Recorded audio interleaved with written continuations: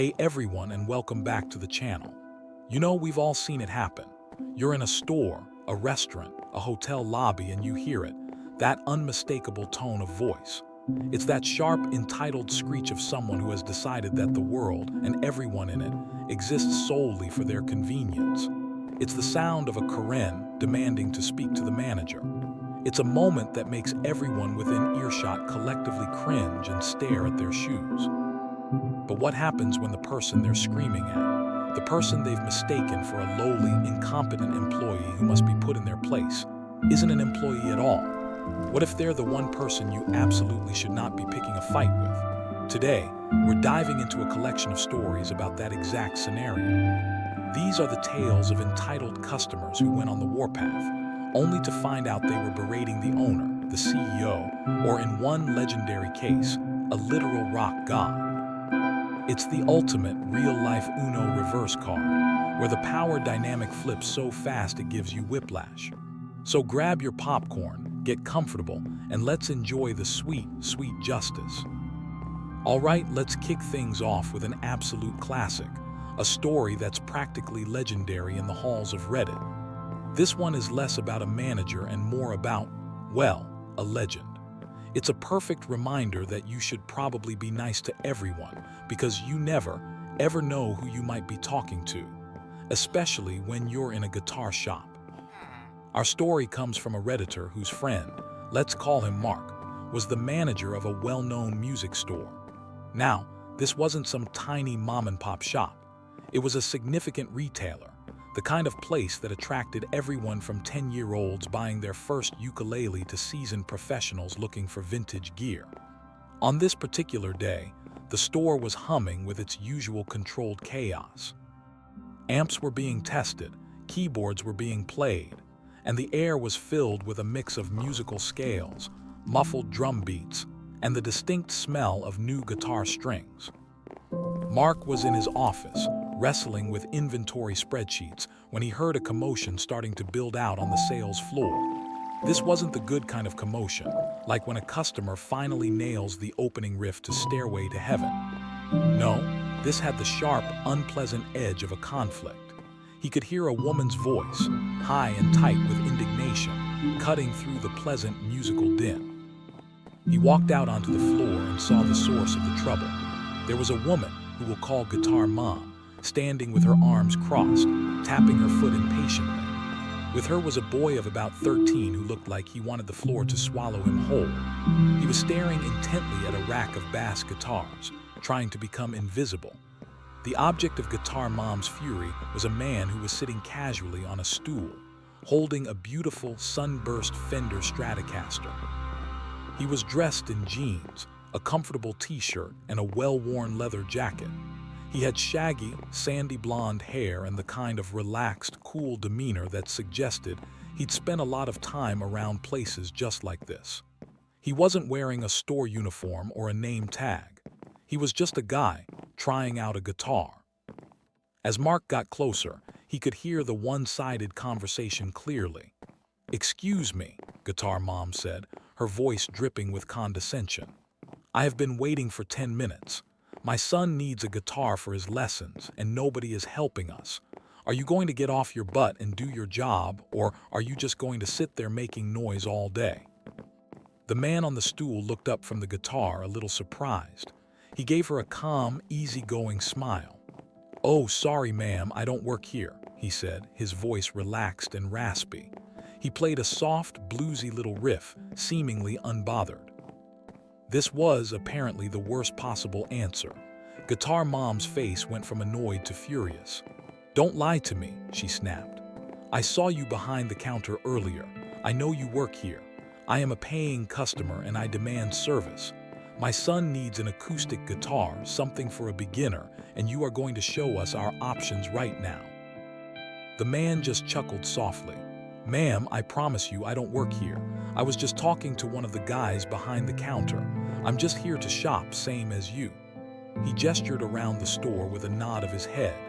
"There are plenty of employees around. They've got the red shirts on. I'm sure one of them can help you." This simple, polite denial was like gasoline on a fire. The woman's voice rose several decibels, drawing the attention of other customers. Her poor son looked like he was about to faint from sheer embarrassment. "Oh, I see how it is," she shrieked. "You're just lazy.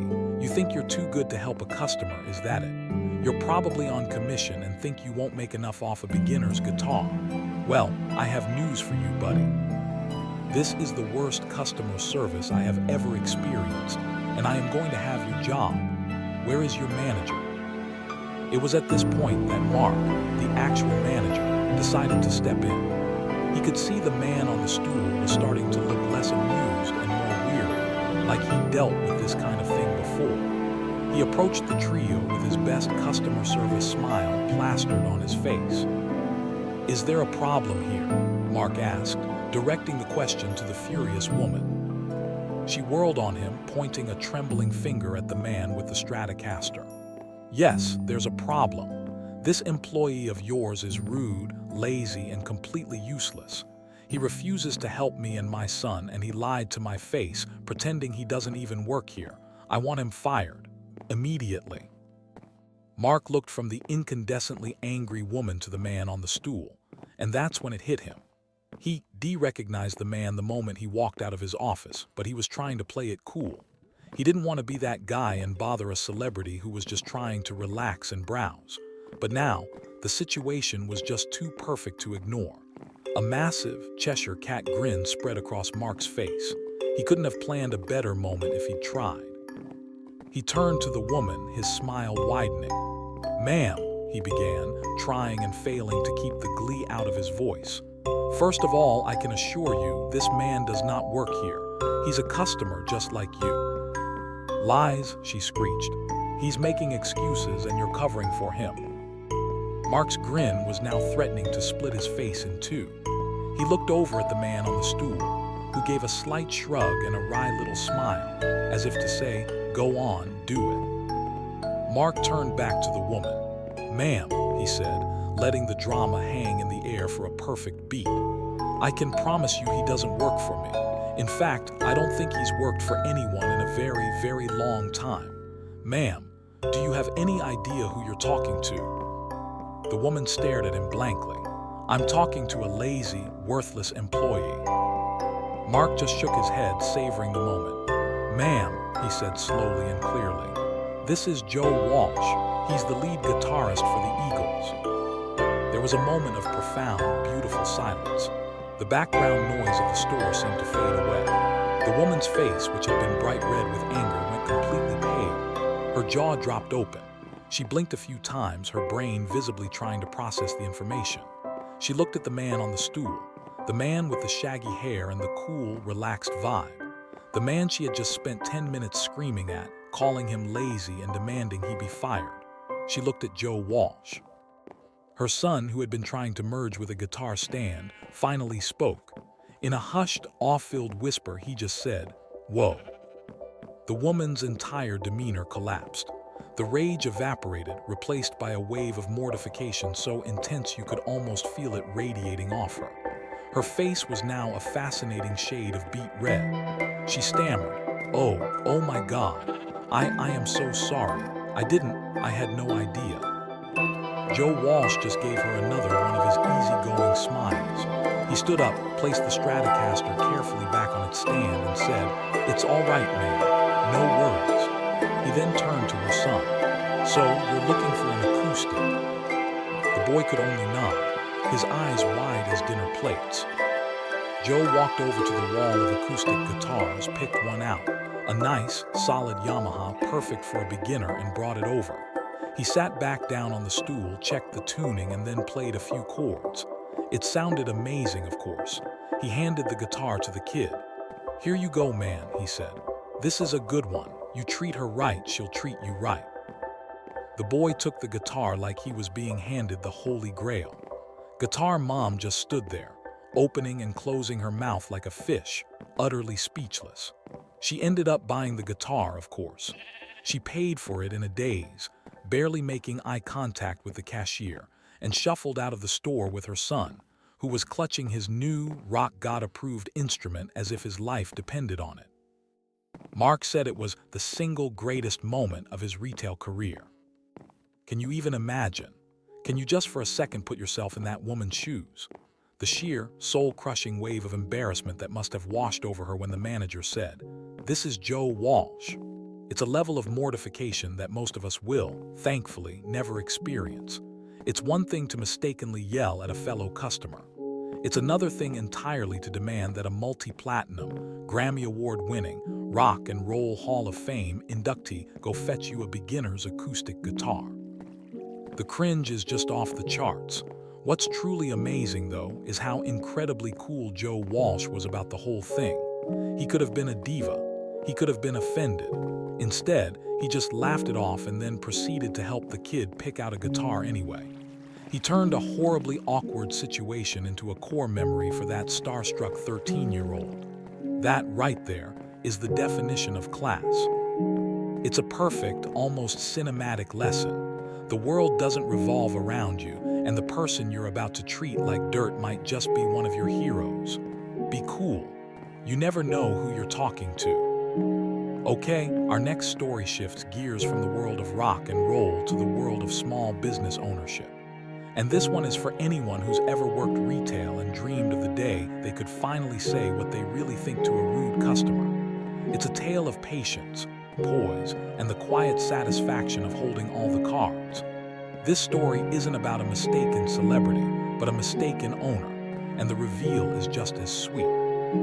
The story is told by a Redditor about their mom, who we'll call Carol. Carol is the proud owner of a small, charming boutique store in her local town. It's her baby, a business she built from the ground up through years of hard work, passion, and a genuine love for her customers. She knows most of them by name. It's the kind of place where the service is personal and the atmosphere is welcoming. Carol didn't have a uniform. Her daily attire was just her regular, stylish clothes. When she was in the shop, she did everything from running the register and managing inventory to sweeping the floors and helping customers find the perfect gift. To a stranger, she could easily look like any other employee. One afternoon, Carol was on the sales floor, quietly restocking a shelf of scented candles. The store was relatively quiet, with just a few customers browsing. The pleasant atmosphere was abruptly shattered when the little bell above the door jingled and a woman, let's call her Ms. Demands, stormed in. She had a thunderous expression on her face and was clutching one of the store's shopping bags like it contained evidence from a crime scene. Ms. Demands marched directly up to Carol, who was still kneeling by the candle display. "You," she barked, not even bothering with a hello. "I need to return this, it's defective." Carol, ever the professional, stood up with a polite smile. "Of course, I can certainly help you with that. What seems to be the problem?" she asked, reaching for the bag. Ms. Demand snatched the bag away. "Don't touch it. It's a candle. The wick is off-center. It's completely unusable. I paid good money for this, and this is the kind of cheap garbage you sell." Her voice was already dripping with an accusatory tone that was completely out of proportion to the problem of a slightly off-center wick. "I'm very sorry to hear that," Carol said, her smile not wavering. "We can absolutely exchange it for a new one or give you a full refund, whichever you prefer." This calm, reasonable offer seemed to make Ms. Demands even angrier. "An exchange, a refund, that's it," she sneered. "I had to drive all the way back here. You've wasted my time. I want compensation for my trouble, and I want to speak to the person in charge. I am not dealing with some lowly sales clerk." She looked Carol up and down with a dismissive glare. "Go get your manager, now." Carol's internal monologue was probably running a little hotter than her calm exterior suggested, but she maintained her composure. "I can assure you, I'm authorized to handle this for you," she said politely. "A refund is not a problem at all." "I don't want you to handle it," Ms. Demands insisted, her voice rising. "I want to talk to the owner. I'm going to tell them exactly what I think of their store and their useless staff." Now this is where the story gets delicious. Carol could have ended it right there. She could have said, "I'm the owner." But she didn't. Instead, a little glint appeared in her eye. She decided to let the woman have her say. It was like giving someone enough rope to hang themselves. "The owner isn't in at the moment," Carol said in a perfectly neutral tone, "but I'd be happy to take a message for her." This was the opening Ms. Demands had been waiting for. She launched into a full-blown tirade, right there in the middle of the quiet boutique. The other customers started to subtly edge away, pretending to be intensely interested in nearby products. "Oh, the owner isn't in," she said with a sarcastic laugh. "How convenient, probably hiding in the back, counting her money while you schlubs deal with the public. Well, you can give her a message for me. You can tell her that her products are cheap trash. You can tell her that her store's return policy is a joke. And you can tell her that her employees are incompetent." She gestured directly at Carol. "This one right here is a perfect example. No sense of customer service whatsoever. I come in here with a legitimate complaint and all she can offer me is a refund. Is that the best you can do? This is a disgrace." She wasn't done. She went on for another solid 2 minutes, complaining about the store's prices, the layout, the music that was playing softly in the background, and even the scent of the very candles she was trying to return. It was a masterclass in entitlement. Carol just stood there listening patiently. She let the woman completely empty her tank of vitriol. She didn't interrupt. She didn't argue. She just let her spew every last drop of her ridiculous, over-the-top anger. When Ms. Demands finally wound down, breathing heavily and looking triumphant, as if she had just won a major victory, there was a quiet pause. Carol looked at her, her expression still perfectly calm and professional. "Are you finished?" she asked quietly. Ms. Demands, taken aback by the simple question, just nodded curtly. "Yes. Now go get me my refund and tell your owner everything I said." Carol slowly walked behind the counter, took the defective candle out of the bag, and opened the cash register. She counted out the exact amount for the refund and placed it on the counter. Then, she looked up and met the woman's gaze. Her polite customer service smile was gone, replaced by a cool, level expression. "All right," Carol said, her voice dropping to a firm, quiet register. "First, here is your refund. You are correct that wick is slightly off-center. We are happy to take it back." She pushed the money towards the woman. "Second," she continued, her voice unwavering, "I have received your message. I have heard every single word you said about my products, my store, my prices, and my staff." Ms. Demand started to look a little confused. The "my s" were starting to pile up. Carol leaned forward slightly. "And third, I don't need to take a message for the owner. You've been speaking to her for the last 10 minutes. The color drained from Ms. Demand's face. It was a mirror image of the Joe Walsh story. The sudden, horrifying realization. The "oh crap" moment that is so beautiful to witness from the outside. The woman's jaw worked for a second, but no sound came out. Carol wasn't finished. "I have owned this store for 15 years, she said, her voice now cold as ice. "I have built this business by treating my customers with respect, and I expect the same in return. You have come into my store, insulted my business, and verbally abused me in front of my other customers. I have given you your refund. Now, I want you to take your money and get out of my shop." Ms. Demands was completely deflated. The righteous anger was gone, replaced by stunned silence. "And just so we're perfectly clear," Carol added as her grand finale, "you are no longer welcome here, ever. You are banned from this store for life. Now get out." The woman numbly scooped the money off the counter, turned without another word, and practically fled from the store, the little bell on the door jingling mockingly behind her. As soon as she was gone, one of the other customers who had witnessed the whole exchange came up to the counter. "That was amazing," she said with a huge grin. Carol just smiled, a real smile this time, and said, "Some days it's really good to be the boss." Now that is what I call satisfaction. It's a slower burn than the Joe Walsh story, but the payoff is arguably even more gratifying. My favorite part is Carol's tactical decision to not reveal herself immediately. She let the customer dig her own grave. She gave her all the space she needed to completely unload and show her true colors. It wasn't about escalating the conflict. It was about letting the conflict fully mature and then ending it with surgical precision. The power in her final statement, "You've been speaking to her for the last 10 minutes," is just immense. It's the ultimate mic drop. This story really speaks to the quiet dignity of small business owners and the immense amount of garbage they often have to put up with. Carol didn't just win an argument, she defended her life's work. Banning that customer for life wasn't just a punishment. It was an act of self-respect, drawing a line in the sand that said, "This far and no further." It's a fantastic reminder that behind every counter, there's a human being, and sometimes that human being owns the whole damn place. All right, our next story takes us into the high-stakes world of luxury car dealerships. This is a place where big money is spent, and unfortunately, where big egos can often run rampant. This tale is a masterclass in consequences, showing that your behavior in one area of your life can have disastrous repercussions in another. It's a beautiful, interconnected web of cause and effect, with a particularly nasty spider at its center. Our storyteller, who we'll call Jenna, was having one of those rare, quiet afternoons. Her husband, Mike, was the general manager of a prestigious car dealership, the kind with gleaming floors, minimalist furniture, and cars that cost more than a small house.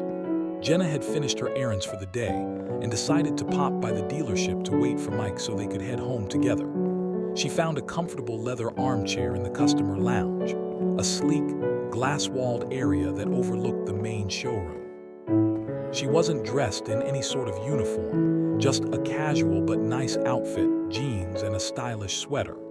She pulled out her phone and started scrolling through her emails, perfectly content to just relax and wait. About 10 minutes later, a woman stormed into the dealership.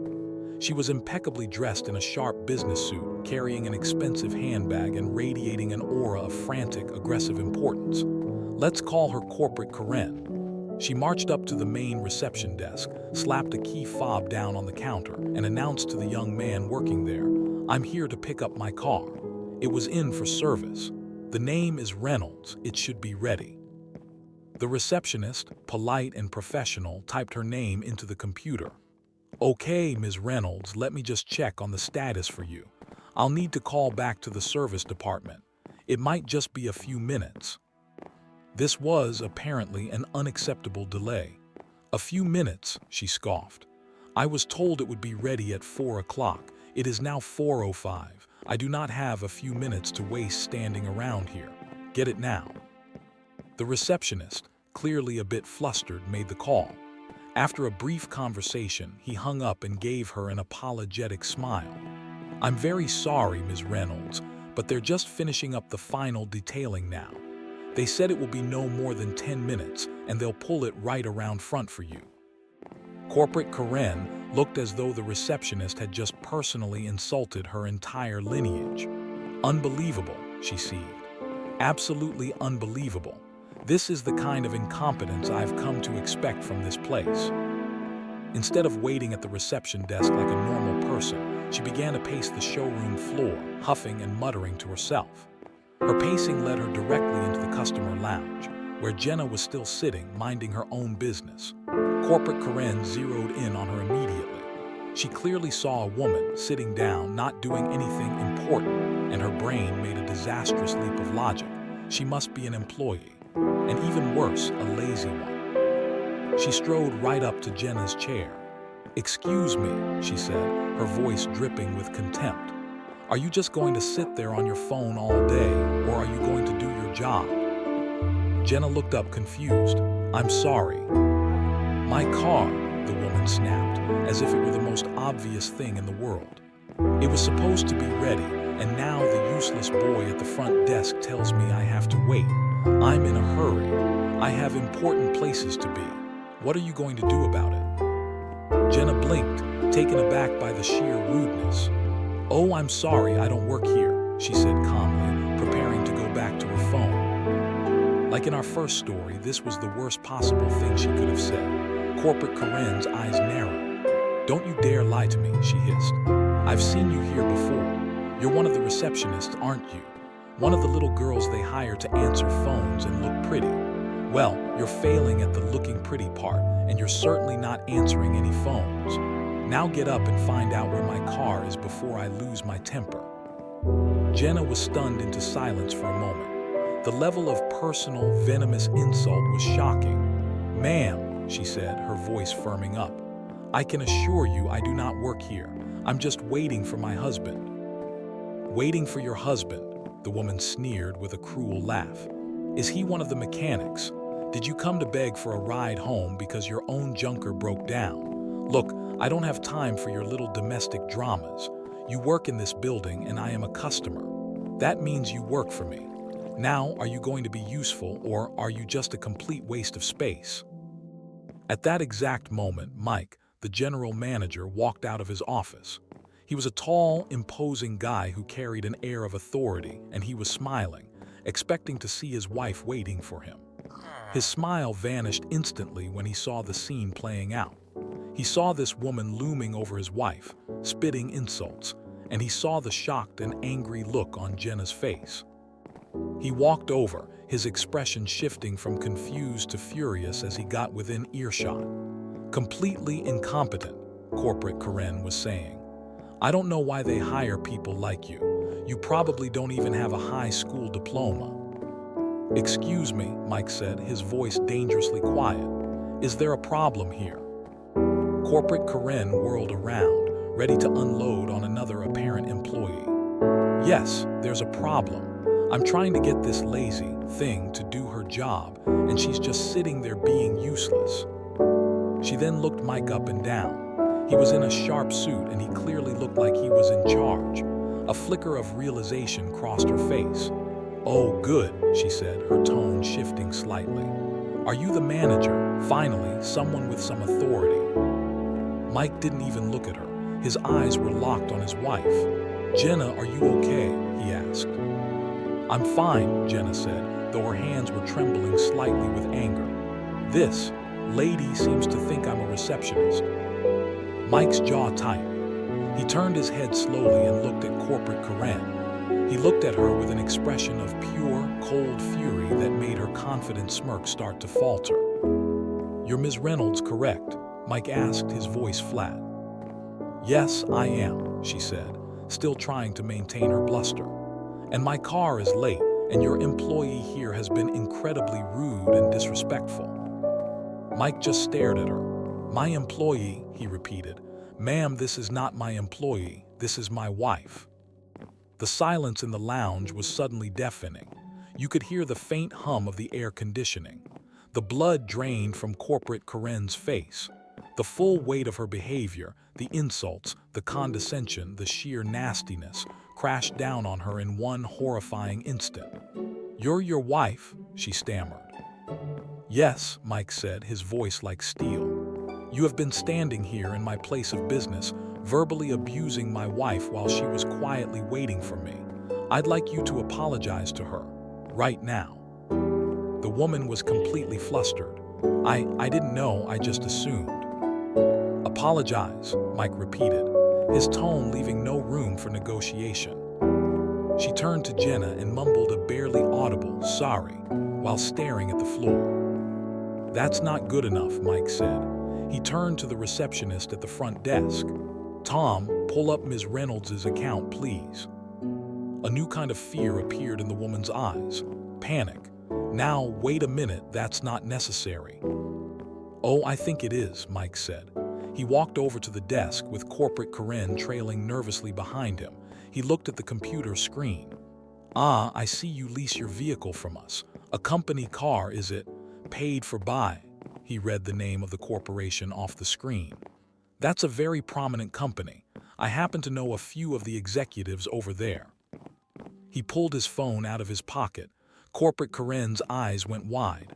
"What are you doing?" she asked, her voice trembling. "I'm just going to make a quick phone call," Mike said calmly, already dialing a number. "I feel that your employer should be aware of how their representatives conduct themselves in public, especially when using a company-leased vehicle. Companies tend to be very particular about their public image." The woman completely fell apart. "No, please, don't do that. I'll lose my job. I'm sorry. I'm so sorry." But Mike was already talking into his phone. "Hey, David, it's Mike. Yeah, I'm good. Listen, I'm calling about a slightly awkward situation. I have one of your employees here at my dealership. Yes, a Ms. Reynolds. Well, to put it bluntly, she was just screaming at my wife in my showroom. The behavior was unacceptable." He listened for a moment, then said, "Yes, I think that would be for the best. We'll be revoking the lease agreement. You can have someone from your company come and pick up the vehicle tomorrow. We will no longer be doing business with Ms. Reynolds." He hung up the phone and looked at the woman, who was now ghostly white. "Your company will be in touch with you regarding your employment status," he said coolly. "As for your car, the service is complete. It is also the last time this vehicle will ever be serviced at this dealership. I'll have one of my guys drive it over to your corporate headquarters in the morning. I suggest you arrange for another way home." He then turned to his wife. "Jenna," he said, his voice softening completely, "let's go home." He put his arm around her, and they walked out of the dealership, leaving a completely shattered corporate Karen standing in the middle of the showroom, with no car and, most likely, no job. Now that is what you call a consequence. This story is just chef's kiss. It's not just about the instant karma of realizing you've been berating the boss's wife. It's about the professional and financial fallout that comes from being a truly awful person. Corporate Karen's entire tirade was based on a sense of superiority. She looked at Jenna and saw someone she perceived as lesser, a receptionist, a mechanic's wife, a waste of space. The irony is that in trying to assert her own importance, she revealed a profound lack of character that cost her dearly. Her job, her company car, her reputation, it all went up in smoke because she couldn't be a decent human being for 10 minutes in a car dealership. What Mike did was brilliant. He didn't just ban her. He went right to the source of her perceived power, her corporate standing, and dismantled it. It's a stone-cold, calculated move, and honestly, she deserved every second of it. It's a chilling reminder that the world is smaller than you think, and the person you're being horrible to might just have your boss on speed dial. Okay, let's move from the showroom to the front lines of hospitality, the hotel lobby. This is another place where entitled people seem to thrive. Believing their room key entitles them to treat the staff like personal servants. This next story is a fantastic tale of a Karen who picked a fight over a laughably small issue, only to find out she was yelling at the one person who could make her entire vacation disappear with a single phone call. Our narrator for this story is a young man. Let's call him Leo, who was about 19 at the time. His family owned a lovely, mid-sized hotel in a popular tourist destination. It was a family-run business, and during the peak season, it was all hands on deck. Leo was on his summer break from college, and instead of just lounging around, he was helping out around the hotel. He wasn't on the official payroll, so he didn't have a uniform or a name tag. He was just doing odd jobs, helping with luggage, running errands for the front desk, basically being a helpful presence wherever he was needed. He was just the owner's son pitching in. On this particular Saturday, the hotel was a whirlwind of activity. A large wedding party was checking in, the lobby was crowded with guests, and the staff was running at full capacity. Leo was in the thick of it, helping a bellman load a mountain of luggage onto a cart. As he was arranging the bags, a small, decorative pillow fell off the top of the pile and landed on the floor. It was on the floor for maybe, and I mean maybe, 3 seconds before Leo bent down to pick it up.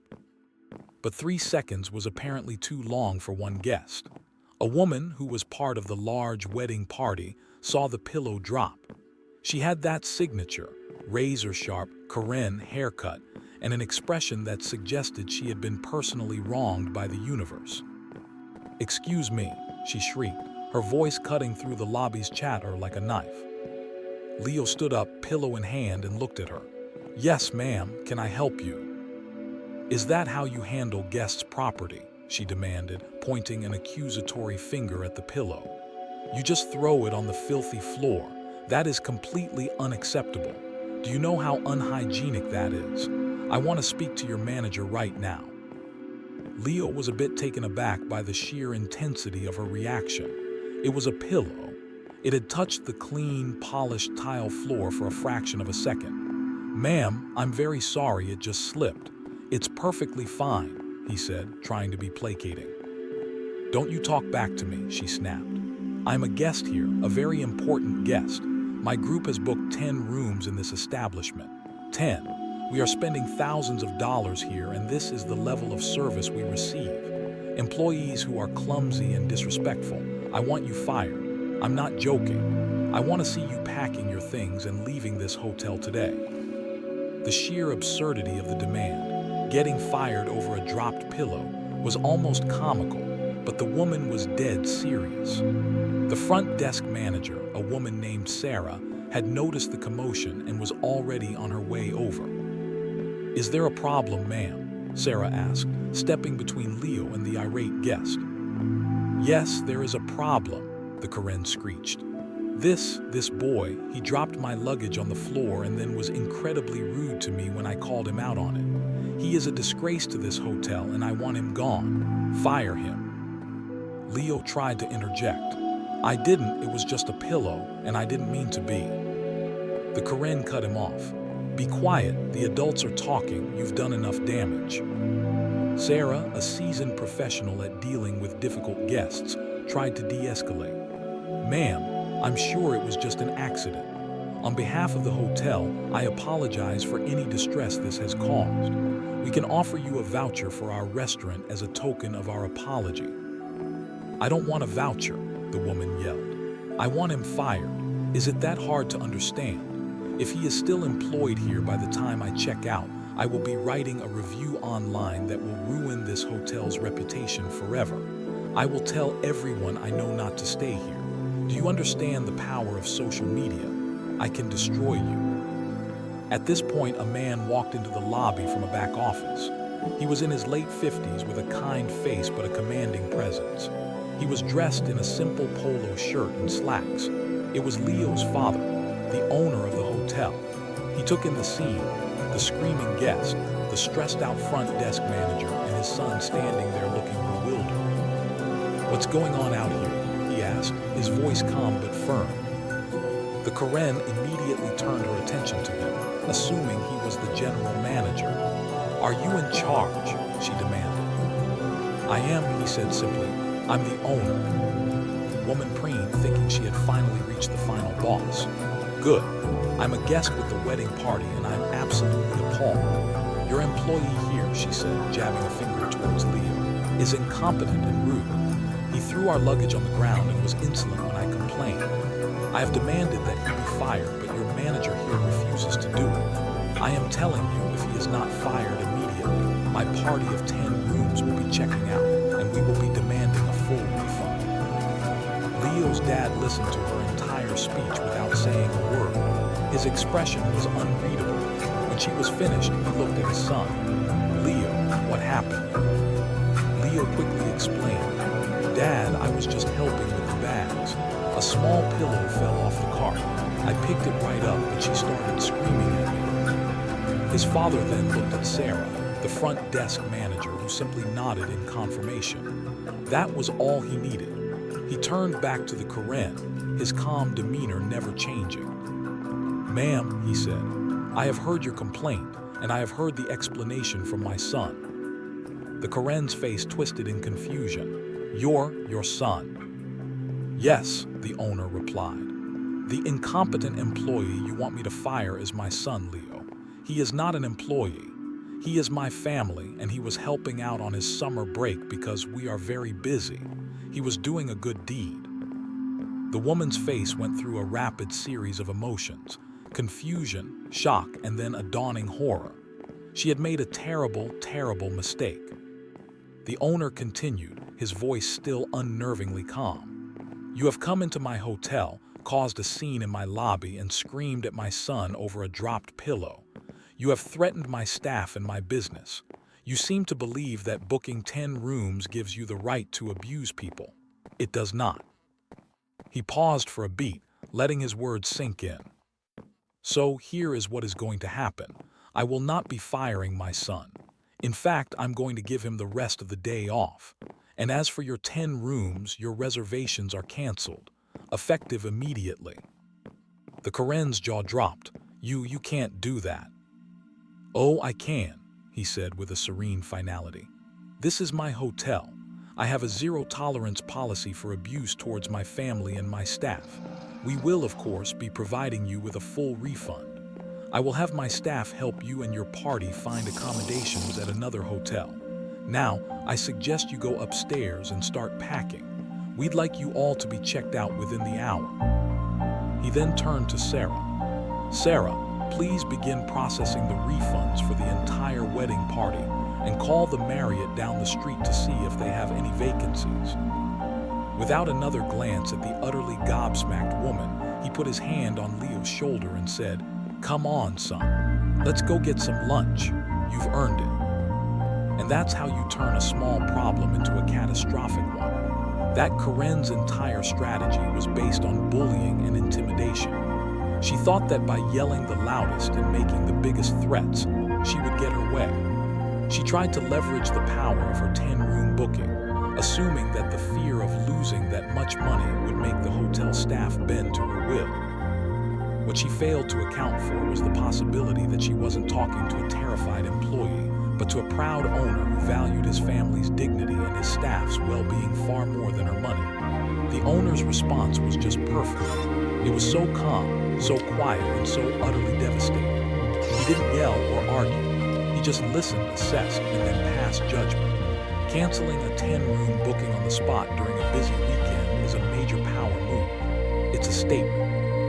It says, we are a successful business because we are good at what we do, and we don't need to tolerate abuse from anyone, no matter how much they're paying. It's a lesson that Karen and the entire wedding party learned the hard way. Okay, for our final story, we have what might be the ultimate I am the manager scenario. Because in this tale, the problem isn't just an entitled customer. The problem is an entitled customer being enabled, encouraged, and backed up by the actual on-duty manager. This is a story about a catastrophic failure of leadership and the swift, decisive justice that followed. It's a story that will make anyone who's ever had a spineless boss stand up and cheer. The protagonist of our story, we'll call her Ms. Thompson, was the founder and CEO of a successful national chain of cafes. Think of a place like a high-end Panera or Starbucks. She had built this company from a single location into a franchise empire through meticulous attention to detail, quality products, and a strong emphasis on customer service and employee morale. Every now and then, she liked to do what she called undercover bossing, but without the cameras. She'd visit her franchise locations unannounced, dressed in regular clothes, just to see how things were running from a customer's perspective. On this day, she was in a city a few hundred miles from her corporate headquarters, and she decided to pop into one of her newer cafes. She was dressed in comfortable travel clothes, nothing that would scream CEO. She got in line, ordered a coffee and a pastry, and found a small table to sit at. She was quietly observing the flow of the cafe, the cleanliness, the speed of service, all the little things that make or break a business. Everything seemed to be running smoothly. The staff was efficient, and the atmosphere was pleasant. And then he walked in. He was a man in his 40s, dressed in an expensive-looking suit, talking loudly on his phone. Let's call him Mr. Important. He cut straight to the front of the line, held up a finger to the young barista to silence her, and finished his call. Yeah, close the deal. I don't care what it takes," he boomed before snapping his phone shut. He turned to the barista. "Latte, extra hot, and I need it 5 minutes ago. I'm in a hurry." The young barista, though clearly annoyed at being treated so rudely, just nodded. "Yes, sir, right away." Mr. Important then moved to the pickup counter, tapping his fingers impatiently. Ms. Thompson watched the whole interaction, making a mental note. A few minutes later, his latte was ready. The barista placed it on the counter and called out, "Extra hot latte." Mr. Important snatched it up, took a sip, and immediately recoiled, his face contorting in rage. "What is this?" he bellowed, loud enough for the entire cafe to stop and stare. I said extra hot, this is lukewarm. Are you people completely incompetent? The barista looked horrified. Sir, I made it with steamed milk right from the machine. I can assure you it's hot. Are you calling me a liar? He roared. This is unacceptable. I want a new one and I want it now. And I want to speak to your manager. A young man in a manager's polo shirt, we'll call him Kevin, scurried out from the back office. Kevin had the look of someone who had learned that the easiest way to solve problems was to throw his own staff under the bus and give the customer whatever they wanted. What seems to be the problem, sir? Kevin asked, his voice full of phony concern. The problem, Mr. Important sneered, is that your employee here can't follow a simple instruction. I asked for an extra hot latte and she gave me this garbage. He shoved the cup towards Kevin. Kevin took the cup, barely even checking the temperature. He immediately turned on his own employee. Sarah, what did I tell you about listening to the customers? The gentleman asked for extra hot. Is that so difficult? Make him a new one. Immediately. The barista, Sarah, looked utterly defeated but just mumbled, "Yes, Kevin," and turned to remake the drink. Mr. Important wasn't done. He looked at Kevin and said, "And I want this one for free, for my trouble. This kind of terrible service is inexcusable." Of course, sir, absolutely, Kevin groveled. This one's on the house. We are so sorry for the inconvenience. Now this is where Ms. Thompson enters the picture. She had seen the entire thing and her blood was beginning to boil. The customer was a jerk, but the manager's behavior was a far bigger problem. He hadn't managed anything. He had just capitulated, undermined his employee, and rewarded awful behavior. As the new latte was being made, Mr. Important glanced around the cafe, still fuming. His eyes landed on Ms. Thompson, who was sitting at her table watching them. "What are you looking at?" he snapped at her. Ms. Thompson just gave him a level stare and didn't reply. This seemed to enrage him further. He turned to Kevin, the manager. "And another thing, your seating is all wrong. Why is this woman taking up a whole table by herself when there are important people like me who have nowhere to sit?" Kevin, in an unbelievable act of cowardice, actually looked over at Ms. Thompson and said, "Ma'am, would you mind moving? The gentleman needs a place to sit." That was it. That was the final straw. Ms. Thompson remained seated. She took a slow, deliberate sip of her coffee.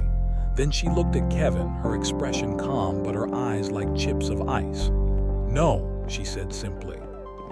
Kevin was flabbergasted. He wasn't used to being defied. "Excuse me." "I said no," Ms. Thompson repeated.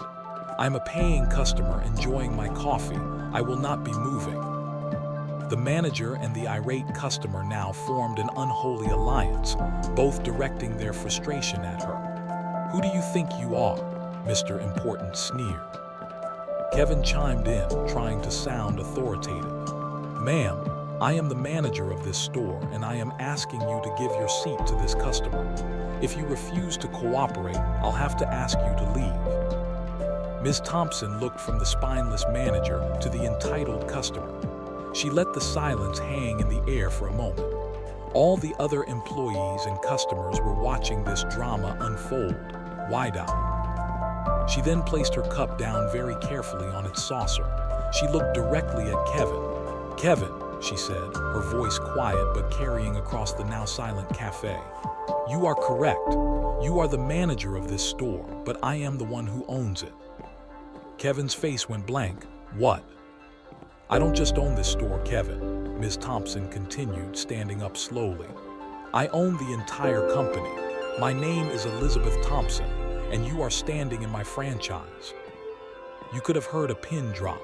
The color drained from Kevin's face so fast he looked like a ghost. Mr. Important, the loud, aggressive customer, suddenly looked very, very small.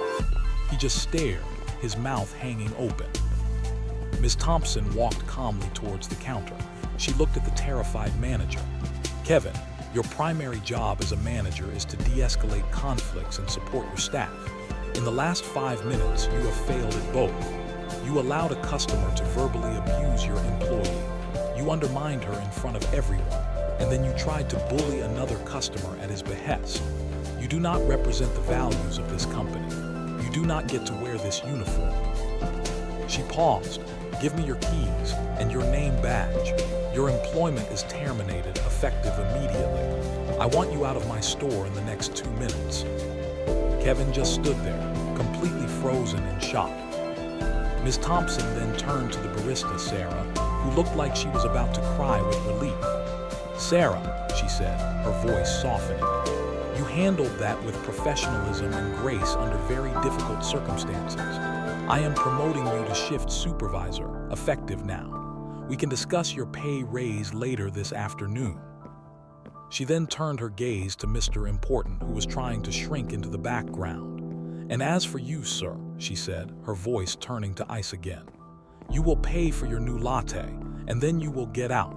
If I ever see you in one of my establishments again, you will be escorted out by the police for trespassing. Are we clear? The man just nodded numbly, pulled out his wallet with trembling hands, paid for his coffee, and scurried out of the cafe without making eye contact with anyone. Kevin, finally snapping out of his stupor, took off his name badge, placed it and his keys on the counter, and walked out the door in utter, humiliating defeat. Ms. Thompson then addressed the entire cafe, staff and customers alike. I apologize for that disruption. To my staff, please know that corporate will always have your back when you are treated with disrespect. And to my customers, thank you for your patience. The cafe was silent for a second, and then one of the other customers started clapping. Soon, the whole place had erupted in applause. Wow, just wow. That is justice served hot and fresh. This story is so incredibly satisfying because it tackles two villains at once, the obnoxious customer and the worthless manager who enables him. Ms. Thompson's actions were nothing short of legendary. Her patience was the key. She didn't just jump in and start yelling. She observed, she gathered data, and she waited until the manager had completely and utterly failed his leadership test before she acted. And when she did act, it was with the precision of a surgeon and the force of a wrecking ball. Firing the manager on the spot and promoting the deserving barista in the same breath is a move straight out of a movie. It sends the clearest possible message. Incompetence and cowardice will be punished, and professionalism and resilience will be rewarded. It's a powerful statement that a company's culture comes from the top down. Ms. Thompson didn't just solve a problem in one cafe. She reinforced her company's values for every employee and customer who witnessed it. That is what real leadership looks like. And there you have it. 5 incredible stories of entitled customers learning a very public, very permanent lesson. Be nice to people. There's just a special kind of justice in these tales, isn't there? It's that perfect, satisfying moment where the tables are turned so completely, and the person who is trying to feel powerful is left utterly powerless. It's a potent reminder that the person you think is at the bottom of the ladder might just own the entire building. It's a simple, timeless piece of advice that never gets old. You just never, ever know who you're talking to. What's the wildest, Karen, encounter you've ever witnessed out in the wild? Let us know in the comments below. We'd love to hear your stories. If you enjoyed this video, do us a favor and hit that like button, and make sure you subscribe and ring the bell so you don't miss our next one. Thanks for hanging out, and we'll see you in the next video.